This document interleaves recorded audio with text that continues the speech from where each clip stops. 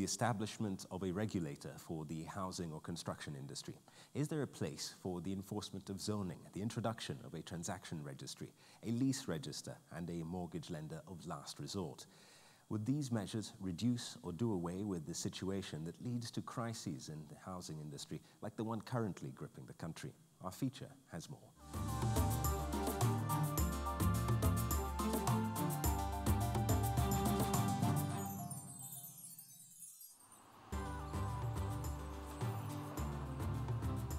It is just one day after the housing bill went into second reading in Parliament, with the sole aim of providing policy grounding for the sector in Kenya.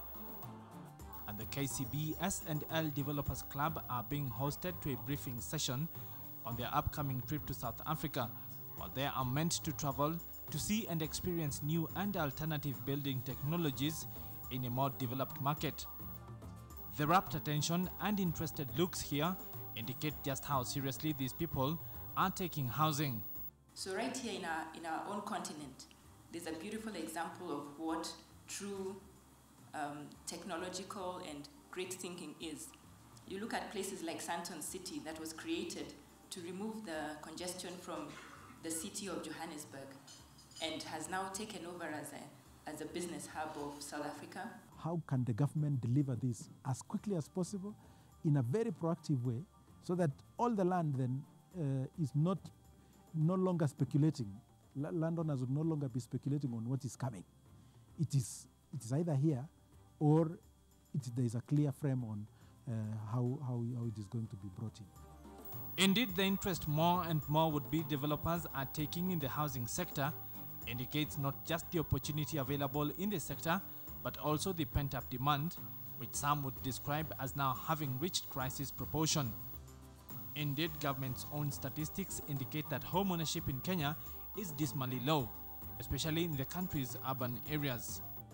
In Nairobi alone, home ownership is below 10%, according to the Kenya Integrated Household Budget Survey (KIHBS) of 2005-2006. That means that in Nairobi, less than 100,000 households own the houses they live in. Scientific research has supported the notion that home ownership increases family unions, lowers divorce rates, secures better education for children, raises financial literacy and financial security, and enables homeowners manage their finances better. The downside then being that majority of the Kenyan population is thus unable to enjoy these benefits so long as home ownership remains out of their reach. The decision to own a home is driven by a number of considerations, which include the cost of the property, the cost of credit or interest rates, and construction costs. Current statistics indicate that the cost of land comprises at least 40% of the cost of a house today. The astronomical cost of land in Kenya today is an issue that even government has had to grapple with. The chosen path on free market will be allowed to play on matters of land, particularly for land which is owned by the private sector, and it has to change hands on willing buyer, willing seller basis. That then will be subject to demand and supply trends. Land has always been an emotive subject in Kenya, not least because of the shortcomings in law governing the sector in the past and the situation that has been created today as a result. I see the opportunity coming from the new legal regimes, from the constitutional framework. You see, the counties have been given a specific mandate to address housing issues and provide housing.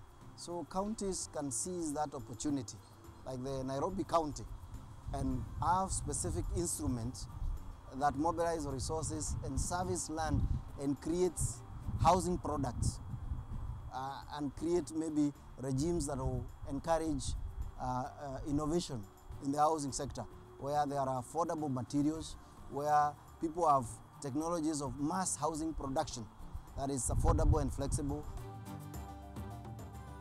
Other than the exercise of zoning in urban areas, which as part of the urban planning is the process that restricts the type of building allowed in a place, which also determines population densities, also important is the need to create a transactions registry, where all transactions of property are registered, in turn providing the history of a property and the various number of times that the same property has changed hands. This not only forestalls speculative behavior, but also reduces the cases of fraudulent titles. The National Land Policy Framework, because it is providing for land banking, it is providing for controls or measures of stabilizing land markets to remove speculation, such that the people who are just taking land for the sake of taking have penalties that are visited upon them. For instance, if you get a development lease that has conditions that you want to develop housing, and you stay with that land beyond the period of 2 years that would take to do a reasonable development, then it starts attracting a lot of taxation, property taxation, that forces you to release it back to the market. So that way, then you will not have people motivated to just get land and hold it and push prices up for the sake of pushing prices up. There then is the need to create a lease register for all contracting of property. Landlords and tenants have to permit for a more transparent atmosphere in the hire of space, especially to provide for competitive rental rates. Rents may be high on account of low transparency of rent pricing. Lease registers would also reduce the transaction costs of letting property. Skyrocketing land prices have also been fueled by a failure to adequately open up new land for development, a factor which now means that there is very high pressure on currently available land. I mean, the Nairobi City Council cannot show you any land that they have serviced in the last, say, 10, 20 years, or houses they have built for rental or to bring to that market. So there is that gap that used to be filled by those entities that is left.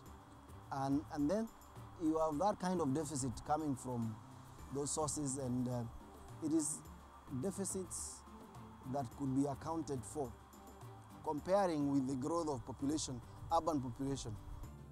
But all is not lost. Indeed, a lot of proactive steps have been undertaken in the recent past, albeit with limited success. The expansion of major thoroughfares like Thika Road is a case in point.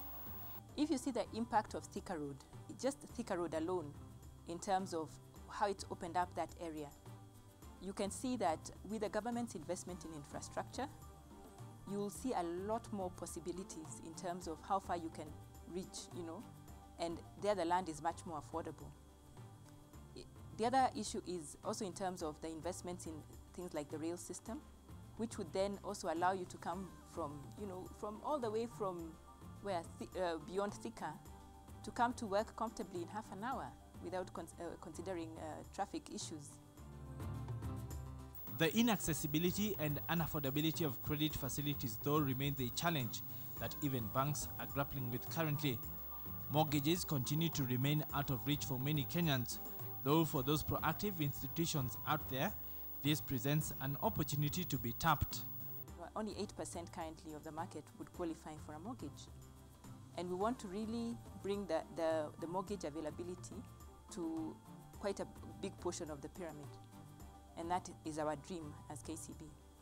There's a lot of emphasis in terms of our support with the developers, and we are constantly working with them to make sure that we bring to the market houses that are more affordable. And what is affordability? It depends on the individual ability.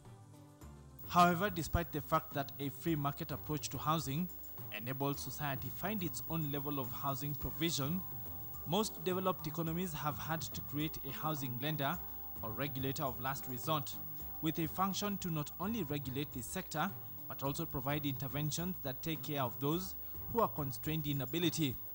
Countries such as Malaysia, Hong Kong, and the United Arab Emirates have had to create regulatory frameworks to appropriately guide their economies towards prosperous home ownership.